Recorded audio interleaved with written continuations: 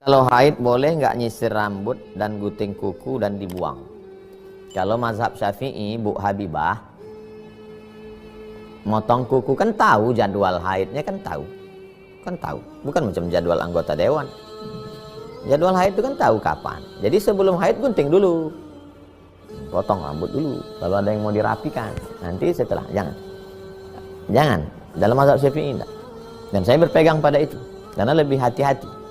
Tapi kalau rambutnya gugur, almarhumah mak ini dulu kalau di dalam laci mesin jahit tuh membungkal rambut. Untuk apa nih mak? Nanti dibawa mandi. Rupanya kalau rambut tuh gugur, dibawa mereka untuk mandi saat mandi haid. Lalu karena penasaran, lalu saya tanya ke Syekh Said Askar. Ketemu di jalan. Assalamualaikum Syekh Said Askar. Waalaikumsalam. Beliau ini anggota Majma' Buhus, lembaga riset Al-Azhar. Kanat min taqalidi ummahatina fi Indonesia, tradisi emak-emak kami di Indonesia, idza saqatat sya'ruha, kalau rambutnya gugur, au dhafruha atau kukunya gugur, tamassakat biha. Mereka simpan. Summa hamilatha wa ightasalat biha. Kemudian mereka bawa dan mereka bawa mandi. Ma hukmu fi dzalik ya Syekh? Kata Syekh Said Askar, idza saqatat aw inqata'at, kalau gugur atau kuku patah, fahiya kazibalah, dia sama seperti sampah aja kata dia. Dia tak perlu disimpan dikutik. Oh. Setelah pulang saya kasih tahu. Tapi orang tua tetap berpegang. Enggak, kata guru ustaz kami dulu, mesti. Saya kalau ada pendapat saya sampaikan supaya tidak memberat. Apakah ada dalil sahih tentang larangan memotong kuku dan rambut selama mens? Ya ini tidak ada sama sekali, nggak benar itu. Sama juga tidak boleh potong kuku kalau malam hari. Zaman dulu tuh nenek-nenek kita nggak ada lampu, gitu kan? Takut salah potong, ini nggak masalah. Karena potong kuku sunnah Nabi SAW. Jadi nggak apa-apa. Mens itu tetap boleh, perempuan lagi menstruasi itu tetap boleh, ya memotong kukunya, memotong rambutnya kalau darurat, gitu kan? Bahkan mengulangi ayat-ayat Al-Quran, mengerjakan semua ibadah yang tidak dilarang. Yang dilarang kan tidak boleh apa? Sholat, tidak boleh puasa, gitu kan? Ya, ini larangan-larangan, tidak boleh menyentuh Quran secara fisik. Tapi yang lain, wudhu sebelum tidur misalnya, dianjurin. Zikir pagi sore, mengulangin hafalan, silaturahim keluarga, menghadiri majelis ilmu, mendengarkan ceramah, kan banyak yang bisa dikerjakan. Jangan malah ditinggalkan. Orang junub atau perempuan nifas, dia tidak dihimbau memotong bagian tubuhnya baik kuku maupun rambut kecuali hal yang mengganggu. Kukunya sobek, maka harus dipotong. Kalau enggak mengganggu dia, maka itu enggak ada masalah. Tapi ketika tidak ada yang mengganggu, dihimbau tidak memotong sedikit pun dari rambut dan kuku kecuali telah bebas dari hadas besar. Tapi hukumnya tidak haram. Kalau ada yang motong kukunya, motong rambutnya dalam keadaan junub gimana? Khilafus sunnah. Ada yang mengatakan makruh. Itu hal yang kurang bagus, khilaf sunnah atau makruh yang jelek. Tapi tidak sampai kepada haram. Kalau sudah terlepas kuku itu, terlepas rambut itu, baik disengaja atau tidak disengaja, tidak perlu lagi dikumpulkan seperti kata sebagian orang. Kemudian ketika nanti selesai nifas atau mau mandi janabah, kuku dan rambut yang sudah dipotong itu dibasuh juga. Kalau sudah lepas dari badan kita, selesai udah, nggak perlu lagi. Sunnahnya kuku dan rambut, sunnahnya dikubur, ditanam. Tentang riwayat yang dikatakan salah satu ustadz bahwa nanti ketika kuku dan rambut itu dipotong dalam keadaan kita masih hadas besar, di hari kiamat mereka menuntut kita. Wallahu alam. Nah, saya nggak pernah dengar hadis itu. Sekali lagi, bukan berarti saya nggak pernah dengar hadis itu tidak ada, ya.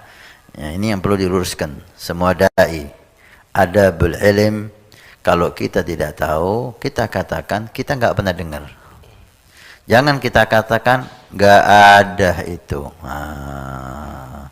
Nggak ada hadis itu. ini tajarruk, ini kibir, ini sombong. Seakan-akan dia telah membaca semua hadis Nabi Muhammad yang begitu banyak, begitu luas. Itu yang pantas kita katakan adalah kita belum pernah dengar riwayat yang semacam itu. Memang ada riwayat bahwa semua anggota badan kita, kuku dan rambut yang terlepas di hari kiamat akan kembali kepada kita. Nah, mungkin ketika kembali dalam keadaan junub itu tidak nyaman. Yang jelas memotong kuku, memotong rambut ketika junub hukumnya makruh, tidak haram, dihimbau untuk tidak melakukan. Dan dengan menggunting kuku ketika dalam kondisi haid, pendapat yang kuat nggak ada masalah ya. Engkau gunting kuku, gunting rambut, tapi memang bekas-bekas guntingmu itu ya lebih baik ditanam, tidak dibuang sembarangan, dikubur. Kalau dibuang dihormatin lah bekas-bekas yang ada dari tubuh kita itu, ya maaf. Dan insya Allah nggak ada masalah mau potong kuku, mau potong rambut dalam kondisi dia haid, bukan berarti nanti harus dicuci juga rambutnya itu karena dia dalam kondisi haid. Hada wallahu. Seorang perempuan bagaimana memotong rambutnya seorang perempuan dalam keadaan haid? Memangnya kenapa? Anda salah dengar masalah fikih. Tidak ada yang mengatakan haram kalau ada perempuan haid potong rambut.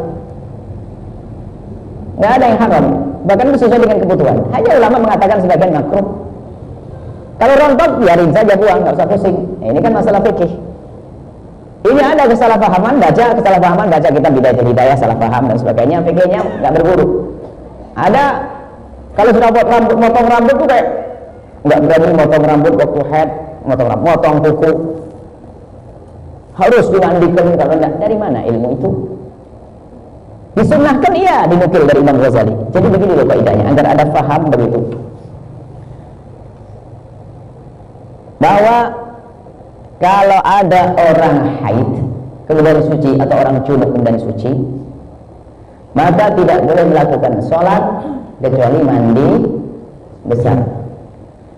Maka yang harus dimandikan adalah semua anggota tubuh yang dibawa di dalam sholat. Kalau Anda punya rambut panjang yang 10 meter, wajib dimandikan semuanya. Karena apa? Rambut panjang dibawa sholat.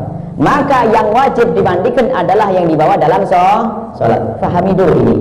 Saya pengen tanya, rambut yang dipotong sama kuku yang dipotong dibawa sholat enggak? Yang enggak biarin saja sana, kok pusing. Itu loh fikih. Dewan santri gara-gara takbir Imam Ghazali dalam kitab Bidayah, kemudian dia tidak baca syarah yang lainnya, harus sehingga gara-gara rambutnya hilang ribut sama suami. Cuman dihimbau kalau potong jangan pas head. Cuman kadang harus. Lalu kenapa? Mbak, tolong mbak potong rambut saya, tapi saya dalam head. Kenapa? Kok sekarang? Suami saya besok pulang, biar saya kelihatan cantik. Bolehlah begitu, sebab rambut saya kayak gendruwo. Nah, boleh begitu, menjadi boleh, makronya hilang. Yang jelas tidak haram gitu lah ya. Tinggal nanti sesuai dengan kebutuhan. Apalagi rambutnya masya Allah, syarang laba-laba, sarang kelabang. Sebab ada perempuan masya Allah pakai kerudung masih cantik, cuma di dalamnya itu bergerak semuanya, nggak pernah keramas. Nah kalau itu bolehlah. Jadi seperti itu ya, jangan salah paham, jangan sampai. Ini biasanya berangkat pertanyaan dari kesalahpahaman fikih, dipikir kalau potong kukunya harus dicuci, haram dan sebagainya. Tidak. Ulama mengatakan makruh, sebaiknya jangan potong kuku. Tapi kalau kukunya kepanjangan risih, potong. Karena gara-gara kukunya panjang itu ibu yang menyusui anaknya luka kena kukunya kayak harimau. Potong itu bu, kasihan anaknya. Nah ini seperti itu, sesuai dengan kebutuhan. Itu paham fikihnya. Kalau Anda dipikir, makanya Buya tuh punya fikih salah paham. Termasuk ini fikih salah paham. Di kampung-kampung ada orang ustaz tidak tahu dari mana ilmunya itu. Harus, nggak boleh, simpen. Oh, kebetulan sampai ada kertas-kertas. Apa itu? Ini kertas rambut saya. Oh gitu. Nah, sampai kuku yang hitam semua nggak dipotong. Kenapa? Saya lagi haid. Allah. Bakteri kotor, potong daripada bakteri yang masuk perut. Seperti itu. Paham ya? Tidak usah khawatir. Tidak ada khilaf ini, tidak ada beda. Tidak usah bengong nanti. Tidak ada khilaf. Ini yang ada khilafnya orang salah.